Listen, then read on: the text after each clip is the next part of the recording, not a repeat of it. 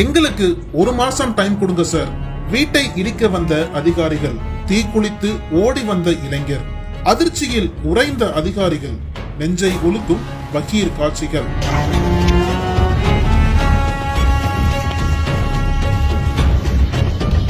திருவள்ளூர் மாவட்டம் கும்மிடிப்பூண்டி கோட்டக்கரை பகுதியைச் சேர்ந்தவர் கல்யாணி.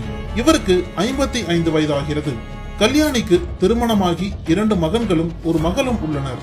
கல்யாணிக்கு திருமணமான ஒரு சில ஆண்டுகளிலேயே அவரது கணவர் உடல்நலக்குறைவால் உயிரிழந்து விட்டார். தனது பிள்ளைகளுடன் தனிமையில் இருந்த கல்யாணி கூலி வேலை செய்து அவர்களை காப்பாற்றி வந்துள்ளார். இதனிடையே மிகுந்த ஏழ்மையுடன் வாழ்ந்து வந்த கல்யாணிக்கு அப்பகுதியைச் சேர்ந்த செல்வந்தர் ஒருவர் தன்னுடைய பட்டா நிலத்தை தானமாக கொடுத்திருக்கிறார். அந்த நிலத்தில் சிமெண்ட் கூரை வீடு ஒன்றை அமைத்து கல்யாணி தனது குடும்பத்துடன் வாழ்ந்து வந்திருக்கிறார். இந்த நிலையில் கடந்த 2 ஆண்டுகளுக்கு முன்பு இவரது வீட்டின் பின்புறம் புதிதாக உருவாக்கப்பட்ட வீட்டு மனையில் குடியேறிய சிலர் தங்கள் குடியிருப்புக்கு செல்லும் பொது பாதையை ஆக்கிரமித்து கல்யாணி குடும்பத்தினர் வீடு கட்டி உள்ளதாக வட்டாட்சியர் அலுவலகத்தில் புகார் அளித்தனர்.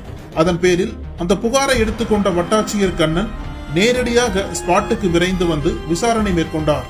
அப்போது அந்த சர்ச்சைக்குரிய பட்டா நிலம் கல்யாணிக்கு தானமாக கொடுத்த தனிநபர் பெயரில் இருப்பதாக கூறி சம்பந்தப்பட்ட 2 தரப்பினரையும் பிரச்சனையை நீதிமன்றத்திற்கு சென்று தீர்த்து கொள்ளுமாறு கூறியுள்ளார். இந்த சம்பவம் நடந்த அடுத்த சில நாட்களில் வருவாய்த்துறையினர் சார்பில் கல்யாணியின் வீடு ஆக்கிரமிப்பு பகுதியில் இருப்பதாக கூறியுள்ளனர். அது மட்டுமின்றி அந்த ஆக்கிரமிப்பை அகற்ற உள்ளதால் உடனடியாக வீட்டை காலி செய்யுமாறு நோட்டீஸ் வழங்கியுள்ளனர். இதை பார்த்து அதிர்ச்சியடைந்த கல்யாணியின் இளைய மகன் ராஜ்குமார் அதிகாரிகளை நேரடியாக சந்தித்து வீட்டை காலி செய்ய 1 மாத காலம் அவகாசம் கேட்டிருக்கிறார். ஆனால் அதையெல்லாம் கண்டுகொள்ளாத அதிகாரிகள் மின்வாரியம் மூலம் அவர்களது வீட்டின் மின் இணைப்பை துண்டித்திருக்கின்றனர். அதோடு காவல்துறையினரின் பாதுகாப்புடன் எந்த ஒரு முன்னறிவிப்பும் இன்றி கல்யாணியின் வீட்டை இடிக்க JCB எந்திரத்துடன் அங்கு வந்துள்ளனர். இதற்கு கடும் எதிர்ப்பு தெரிவித்த ராஜ்குமார் தனது வீடு பட்டா நிலத்தில் தான் உள்ளது என கூறினார். ஆனாலும் அந்த வீட்டை இடிக்க அதிகாரிகள் முயற்சித்தனர்.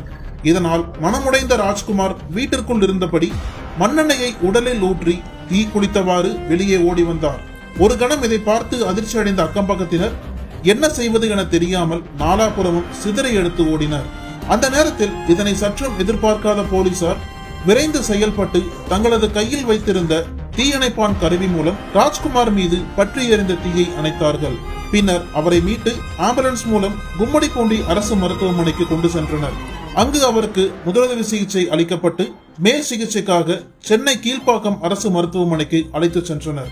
60% தீ காயங்களுடன் உயிருக்கு போராடி கொண்டிருக்கும் ராஜ்குமாருக்கு தீவிர சிகிச்சை அளிக்கப்பட்டு வருகிறது.